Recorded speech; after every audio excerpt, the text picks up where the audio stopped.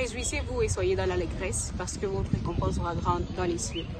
Alors ça c'est la parole qui m'a marquée au début, mais je la recevais plus comme une vérité comme ça, comme quelque chose de clair. Non? Quand je lisais l'évangile, je voyais tout au début comme s'il n'y avait rien à méditer. Je me disais, ok, l'idée générale, c'est chercher à accumuler les richesses d'en haut. C'est tout ce que je voyais. Mais après, j'ai été intriguée par la façon dont le texte est présenté. Heureux, heureux, heureux, heureux, heureux. Et je me disais, mais pourquoi est-ce que Jésus a choisi de parler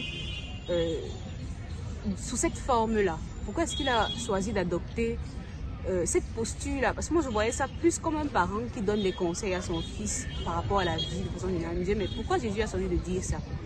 Et là, j'ai continué à méditer, j'ai continué à demander. Et je me rendais donc compte que, du moins, je me suis rappelé que le thème favori de prédication de Jésus, c'était le royaume des cieux. Et par-dessus tout, la conversion. Je me suis dit, la conversion. En quoi est-ce que Jésus veut que je me convertisse encore aujourd'hui? Et là, ce qui me frappait, c'est la première béatitude. Heureux les pauvres de cœur, car le royaume des cieux est à eux. J'ai toujours particulièrement admiré l'attitude des pauvres. Un pauvre, c'est une personne qui est détachée de quelque chose. Un pauvre, c'est une personne qui n'a rien et qui ne s'attache à rien aussi. Du coup, il y a donc, c'est cela que je voyais, cette pauvreté-là. Je me disais, mais comment être pauvre? Comment me détacher de ce que j'ai? Comment être pauvre même au milieu de ce que j'ai, au milieu de ma richesse en fait?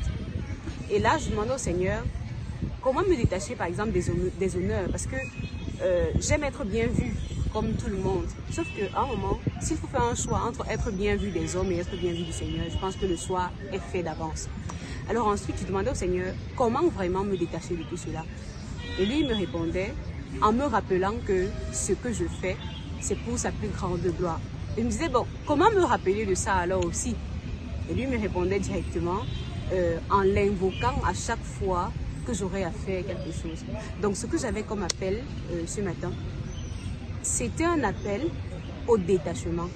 Un appel au détachement et encore un appel à la confiance en Dieu. Parce que pouvoir se détacher, pour pouvoir réellement se détacher, il faut rester accroché à Dieu, l'invoquer dans chaque chose qu'on a à faire et se rappeler que tout ce qu'on fait, c'est pour sa plus grande gloire. Que le Seigneur nous aide dans ce sens-là.